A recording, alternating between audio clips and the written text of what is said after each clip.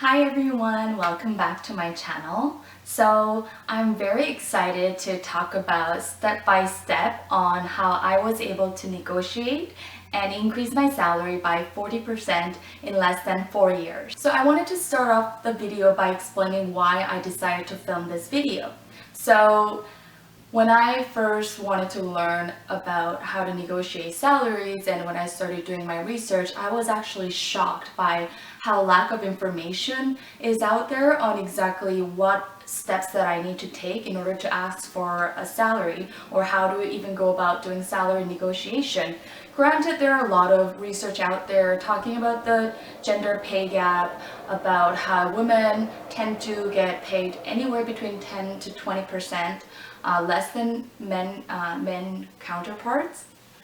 And it was really shocking to me that there's a lot of quotes and studies out there talking about the gap between men and women and how we don't ask for raises enough and why it's important to actually go out and ask for a raise because you want to fight for your true value or your true worth to the company. So this is great that we understand why it's important to ask for a raise or to negotiate for salaries, but in the back of my head, I always have the question of, well, that's great, but how exactly am I going to do that? How am I going to go about actually going into an interview and ask for a salary, a higher salary? Like, how do I go about asking for more money and how do I not risk turning off the company by saying something wrong because money is important, right? It's an essential part of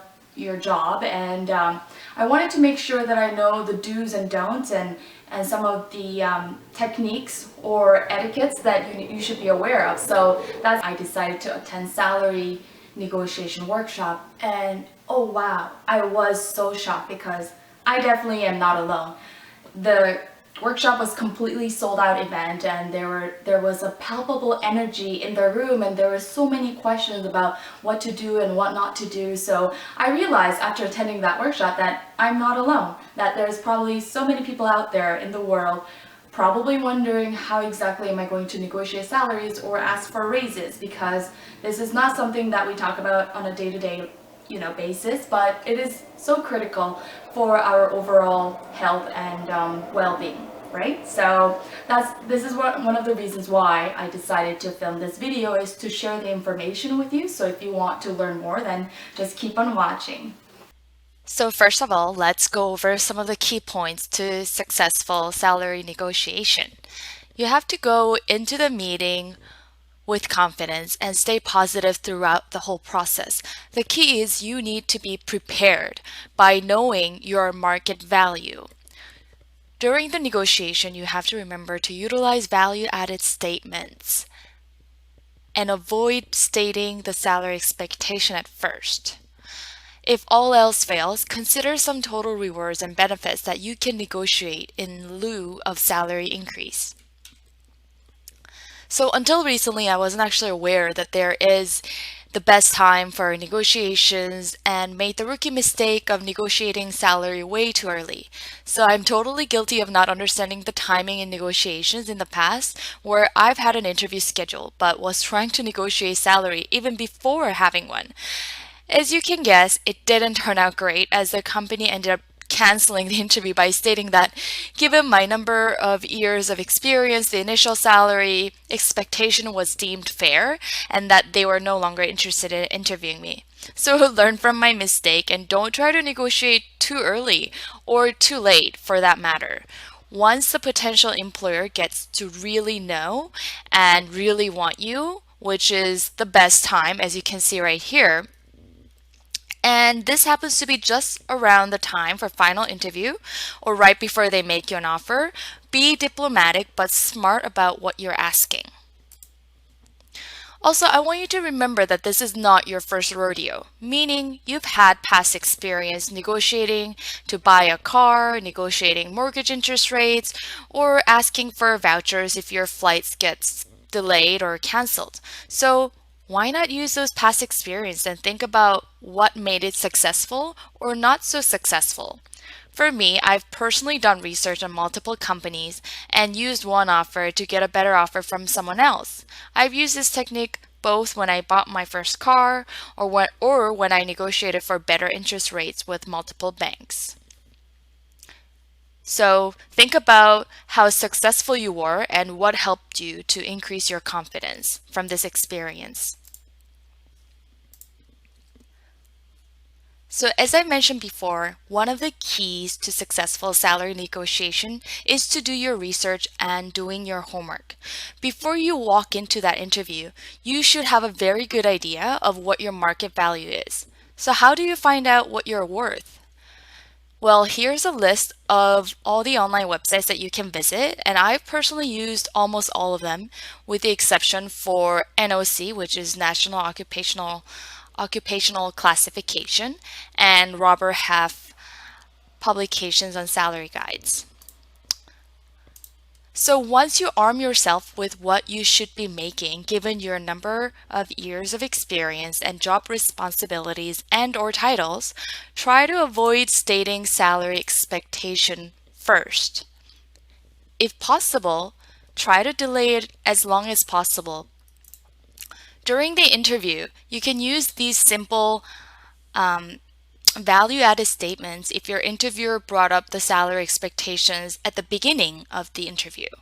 Also, when you state your salary range, make sure to check for their body language to make sure they're aligned with your expectation. Last thing you want to do is to make the number way too high to throw your interviewer off. Sometimes there could be really awkward pauses once you state your expectation, but you have to count up to 5 seconds to give the other person time to think and respond. I know this is hard and awkward, but don't say things like, oh, but I'm willing to work with lower number if this is not what you're looking for. Do not say something like this, even if you really want to. You don't want to seem so desperate. Remember, company has already invested in a lot of time and energy looking for the right candidate. So if you've made it to the final round of interview or very close to getting a job offer, they're very interested. They're very interested and heavily invested in you. So as I've mentioned before, preparation is the key to success. So here are some tips for you if you need some ideas on how to prepare for your annual compensation review or performance review as well. So what I would recommend is to really keep a list of accomplishments you've done on a daily basis. So I actually personally have an agenda where I write down some of the key accomplishments and projects that I've been working on. And I also have an annual calendar, like a monthly calendar, but for the whole year. So then when I take a look at each month, then I can see how many projects that I was involved in and how many initiatives that I've also volunteered. So this is a great list to keep for your next annual compensation or performance review. So you have to use it to showcase your value during your annual compensation or performance review, as I mentioned before. And you have to remember to really focus on what you've done for the company and not about inflation or expensive rent. So I've heard of people asking for raise, but the reasons that they gave were not so convincing because they talked about how there's 2 to 3% of inflation rate, or how expensive rent is these days. So these are not going to sell well. So the same thing is that you really have to focus on what your accomplishments are and what kind of value you bring to the company, and not about day to day, like I just want to raise because I can't afford to buy clothes anymore or eat food. Like do not mention anything above, okay? And then sometimes you have to think and strategize your next step. So maybe you're ready for that promotion, and instead of just a raise, you really want the new title as well. Then you have to talk to your manager about how you need to get to what you need to do to get to that promotion, and ask if you can set up a check-in meeting in 6 months to a year. So these are some of the tips that I've personally used in preparation for my annual compensation, as well as for performance bonus reviews as well. Here is the target salary range, which should be kept between 15 to 20K max. So the larger the gap, it's actually the harder it is to negotiate. So if you say, for example, oh, I'm looking for salary between 80K to 110K. If I were a manager, I'd be like, okay, what is it that you really want? 80,000 or 110,000? Because there's a huge gap right here, right? So personally, I prefer 15K range, as even 20K seems like a stretch for me. So make sure you have the buffer room. So target for better range of negotiations. So here's an example. Let's say your goal is to get 80K, right? So this is your target, is I want to get $80,000 for my annual salary, and your top potential is 95,000 and your absolute bottom line is 75. Then you probably want to say that you're looking for a salary range of between 80 to 95, as this is the better range of negotiations, and you don't want to state the fact that your bottom line is actually 75. Okay, so let's say hypothetically that your hard work paid off and you're reviewing multiple offers. In this case, congratulations. Now you have a leverage to negotiate your salary, your best weapon. So going back to my example of using one offer to get a better offer with other banks or at car dealerships, same logic applies here. However, if you get an offer from one company but haven't heard back from the other company yet, you need to try to buy some time. So what I would do is you can actually send an email to the company which gave you the offer first and ask them if you can take some time to review a couple of things.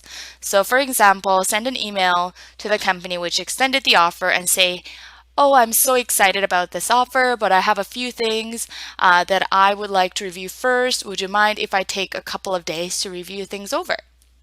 And then what I would do is call the other company and let them know that you have an exploding offer with a deadline. That's why it makes it exploding, because of the deadline. And if you can expedite the process. So I've personally done this quite a few times where I've asked the second company if they can go ahead and expedite the process just because I have another offer on the table. And recruiters totally expect this, and they know, and sometimes they ask you, oh, are you currently interviewing with other companies? And I don't necessarily think that you have to lie about it. For me, at least, I didn't lie about it. So when they explicitly asked me, are you currently interviewing with any other company? I said yes. So which was the truth. And so I think it also gave a sense of urgency for the recruiter as well as the hiring manager to expedite the process. So before you decide on which offer to select based on the salary amount, I want you to think about total rewards package. So total rewards includes everything that comes with salary and more. Sometimes it's easy to forget about other perks you can get from the company. This definitely helped with my decision when I accepted the job offer from the company I work for today. I worked extremely hard during the interview process and landed 2 job offers almost at the same time. While reviewing terms of the employment contract and benefits package, I've noticed that while Company A offered more money, it didn't really offer performance bonus, comprehensive benefits package, or pension plan and tuition reimbursement, unlike Company B. So I actually ended up choosing Company B instead, because when I looked at the total value of this total rewards package that Company B was offering, as I mentioned before, it offered base salary slightly lower, but with a performance bonus and with the annual compensation review, some stock options, pension plan, comprehensive benefits package, and tuition reimbursement. So when I looked at it more holistically, it was very clear to me that I had to go with Company B instead of A. So that is it for today's video. I hope you found it helpful, and let me know if you have any questions or comments.